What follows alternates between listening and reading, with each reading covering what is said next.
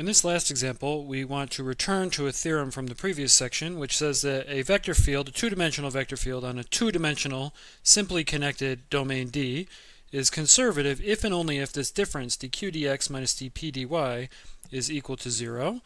And so we proved in the notes of the previous section that if f is conservative, then this result must hold. All right, so already done. Already done. This is just a matter of if it's conservative, then you can write down the potential function, and then Clairaut's theorem applies. One thing that I didn't write down when I wrote down this theorem is that in P and Q here must have continuous first partial derivatives, right? So these have continuous. This is very important. I can't believe I forgot it.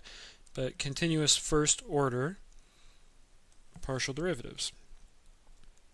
All right, it's very important to, especially this first part, which we already did, right, which is to say that if f is equal to gradient f, so if f is conservative, then these two things are equal. Actually, what we proved is that dq dx equals dp dy, and in this case, the continuous first order partials give us Clairaut's theorem as the main tool for proving that. Okay, so what we want to do is prove the other direction now. And so here's how it goes. So the proof in the other direction says the following. Let's assume that all the assumptions are true, but also that dq by dx minus dp by dy is equal to 0 on D, on the entire domain D. All right, our job is to show, so our goal is to show that f is conservative on D. All right, and we're going to take advantage of some theorems that we've already proved, or at least that we've partially proved, and we believe, to prove this very, very important result. Okay, and so the first thing is to show that f is conservative. Well, let's just start with what we know here. This whole section that we're working on right now is about Green's theorem, and anytime we see this difference right here of these partial derivatives, we should, like a little bell should go off in our mind and say, whoa, that looks a lot like Green's theorem, right? So if we see this, we think Green's theorem, and we might as well integrate it, right? So Green's theorem is a theorem about integrals. So let's write it down. So Green's theorem tells us, Green's theorem says, right, what? It says the double integral over this simply connected domain D. Now this is the reason for this assumption that D must be simply connected, right? Green's theorem applies to us. We talked about the extended Green's theorem, but in this case we don't need extended Green's theorem because we've made this assumption that it's simply connected. But Green's theorem applies on a Jordan region, and a Jordan region is just a region that's bounded by a Jordan curve and therefore has this property, okay? So anyway, Green's theorem applies. That's the main point here. And Green's theorem says that this integral, dq by dx minus dp by dy, integrated with respect to the area element over the entire domain D, that this is equal to the path integral around the boundary, right? So the path integral around the boundary of f dot dr. Okay, and just based on this, if this difference is always 0, so this is on one hand, it's equal to the path integral, right?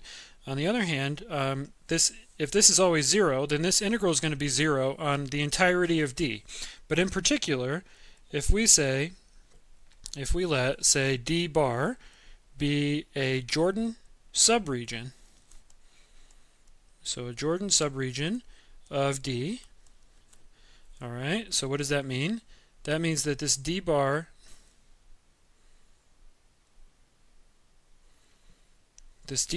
is, so if this is our region D, then D bar is just bounded, it's Jordan subregion, so it's bounded by some closed curve that's contained completely in D. All right, so the boundary of D bar is a closed curve C, and it's entirely contained in D. All right, but if this is equal to 0 on D, right, then it's also equal to 0 on D bar. So this difference that we're concerned with, hopefully my scroll works now, this difference that we're concerned with, dq by dx minus dp by dy, equals 0 on this kind of abstract region D bar, okay? It equals 0 on here because it equals 0 on the entirety of D, right? Well, let's convert this and compute the path integral around this arbitrary closed curve C. So we compute the path integral around C, f dot dr, right? So this is an arbitrary closed curve, which is the boundary of our arbitrary subregion d bar. And this is, by definition, this is the integral over d bar of dq, it's not by definition, by Green's theorem, I'm sorry.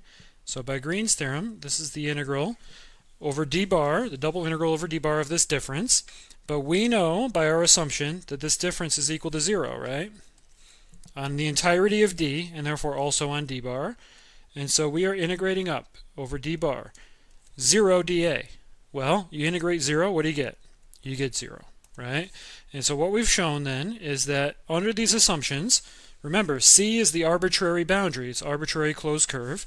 We have shown then that integral C over C, f dot dr, equals 0 for all, so this is our conclusion, for all closed curves C contained in D. All right, well, this rings some bells from the last section of the notes, right? This means then, therefore, I just keep saying so. Let's just use a different word. So therefore, this integral, right, is independent of path. So this integral is independent of path in D. This was a theorem from the last section of the notes. We actually proved this. There's a video proof of that. And then there's another proof that says, well, if this is independent of path in D, then here's our conclusion. F is therefore conservative on D. And that was what we were trying to show, right? Conservative on D. So actually, this proof is not too bad. Let's put our little box on our smiley face. Proof is not too bad, but the reason it's not too bad is because we have just used a ton of machinery that we've built up over the last couple of sections, right? We used Green's theorem. From Green's theorem, we got that this curve is independent of path, right? Independent of path here. We had to prove that this means that the curve is independent of path. That was one of our proofs in the last section. And then the last proof that we used from the last section is that if this is independent of path, then f must be conservative. Okay, so just stringing all these together, we get this nice result. And when we combine this with the other direction that we did in the notes, we learn then that this theorem is indeed a if and only if. Okay, it's an if and only if. I cut off this word partials, but it's an if and only if. So that means that if this difference is 0, our vector field is conservative, and if our vector field is conservative, then this difference is 0.